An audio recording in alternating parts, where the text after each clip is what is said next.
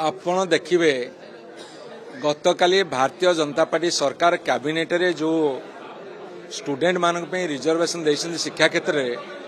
ताहा एक प्रहेलिका ताहाको मु काली हल्का रिजर्वेशन कहितले आंशिक रिजर्वेशन कहितले तेणु तुम आंशिक धन्यवाद दवा टोटाल दे हबनी तार कारण होची जे +2 +3 पीजी आउ जो दी तीनटा देइछंदी जोटी की टोटाली सीट वैकेंसी पड़ुची फिलअप होनी सेठी माने रिजर्वेशन देइछनी आमर मूल डिमांड होची इंजीनियरिंग मेडिकल टेक्निकल सब्जेक्ट रे तुरंत रिजर्वेशन दियो सेठी एससी एसटी पिला को 20% दउछ तांको 38.75% दियो ओबीसी पिला माने 0 पाउछंदी इंजीनियरिंग मेडिकल टेक्निकल सब्जेक्ट रे तांको 27% दियो जदि ए रिजर्वेशन न देई परिबो ताले ए प्रहेलिका सृष्टि करी बाहाबा नबार कोनोसी आवश्यकता नाही।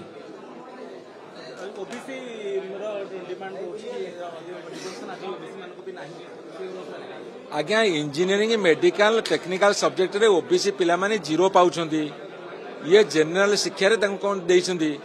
किंतु प्राय कॉलेज रे सीट गुडा खाली पड़ुची आपण बुझंतु कथाटा मेन कथा होची जोठी की पिला माने तांकर टिके उच्च पाह्यारे रही परिवे